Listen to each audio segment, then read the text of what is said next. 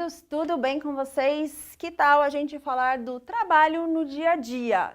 Sim, mas espera aí, esse trabalho que a gente vai falar hoje não tem relação com aquele que muitas vezes a gente tem que fazer para ganhar o dinheirinho e pagar as contas no final do mês, não é? Mas dá trabalho igual, dá sim. A ideia de trabalho na física, ok? A gente sempre, professor de física, adora fazer essa piada, eu nem sei se ela é engraçada, para ser sincera.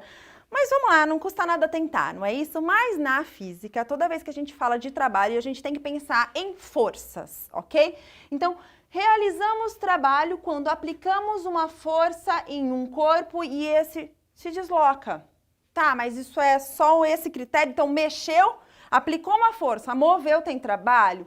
Isso é um dos pontos mais, vamos dizer assim, simples, pensando de uma maneira geral, essa é a ideia. Então, aplicamos força. Ele se moveu, quer dizer que a gente está realizando o trabalho ali. Só que aí existem vários tipos de trabalho, porque existem vários tipos de força. Então, se você quer saber mais sobre forças, procura aí nas nossas aulas que você vai ver que existem vários tipos de força. E a partir daí dá pra gente relacionar e criar, vamos dizer assim, não criar, mas entender os vários tipos de trabalho. Nessa aula especificamente a gente vai falar de uma força geral, como é o trabalho de uma força geral, e o trabalho de uma força peso. Tá? Porque são os que vão aparecer mais e o que a gente também, pensando aqui, funciona muito bem para o nosso dia a dia. Quando eu falo trabalho de uma força, eu estou sendo bem geral, pensando numa força qualquer, eu não estou especificando que tipo de força que é essa, tá? Então aqui eu coloquei a imagem dessa menininha aqui, que está empurrando um carrinho. Poxa, para a gente empurrar o carrinho, a gente tem que fazer o quê? Aplicar uma força. Quando eu aplico a força nesse carrinho, junto com ela, esse carrinho vai o quê? Se mover, vai se deslocar, tá vendo? Então, essas setinhas aqui em cima são setinhas que indicam que a força e o deslocamento são grandezas que a gente vai levar em consideração um vetor, quer dizer que a gente precisa saber o módulo, que é o valor dessa força que ela está aplicando, por exemplo, a direção, se é horizontal, vertical, o sentido, se é para a esquerda, para a direita. Então, são fatores importantes e decisivos na hora, inclusive, quando a gente vai calcular o trabalho.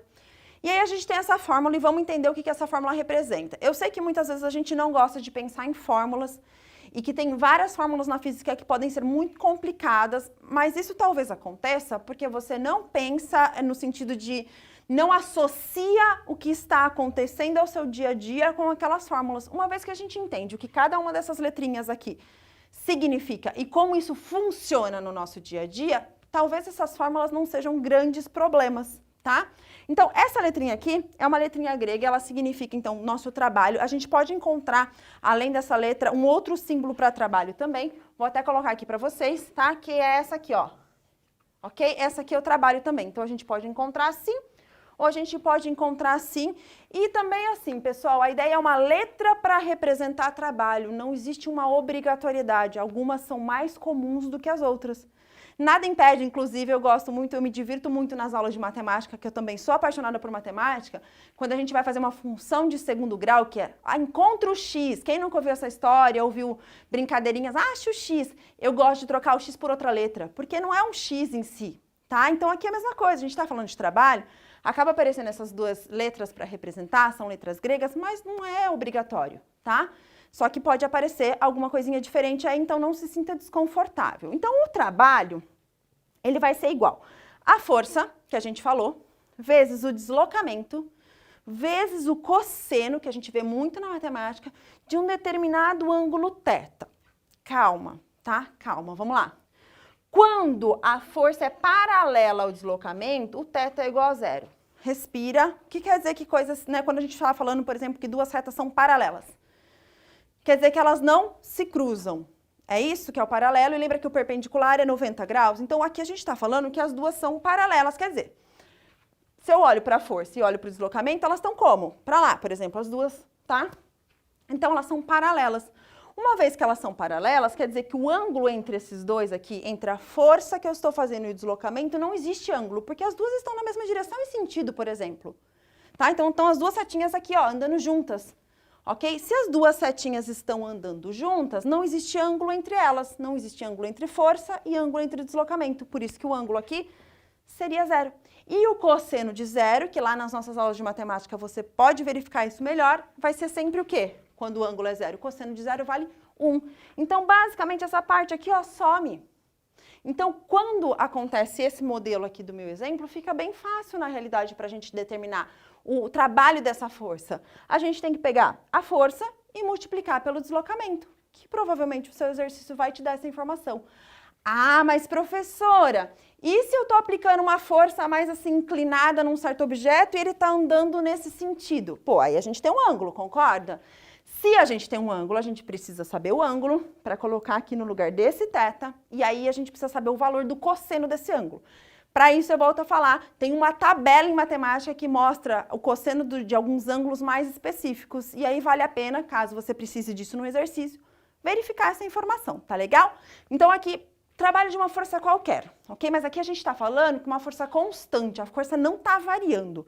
Isso é importante levar em consideração. Então, essa força é sempre igual durante todo o tempo que a gente está analisando, beleza? Quando ela não for igual, aí a gente vai falar já o que acontece. Mas antes disso, vamos falar de uma outra força bem famosinha. O trabalho da força-peso. O que é essa tal da força-peso? Antes da gente entender e falar do trabalho dela, vamos falar o que é ela. O que é a força-peso? A gente também pode ver em outras aulas falando mais sobre isso, mas a força-peso, basicamente, é a força, tá? A gente está na Terra, existir a gravidade ali tem a força que faz na gente, que basicamente é a massa vezes a massa nossa vezes a gravidade. Então, o que a gente tem? Bom, a gente tem que a força-peso é massa vezes a gravidade. Se a gente estava falando que o trabalho, basicamente, era uma força vezes um deslocamento, não é isso? Poxa, mas a força que eu tô falando aqui não é o quê? A massa vezes a gravidade? Tá lá, ó, massa vezes gravidade. Mas e o que é esse ΔH, professora? Não era deslocamento?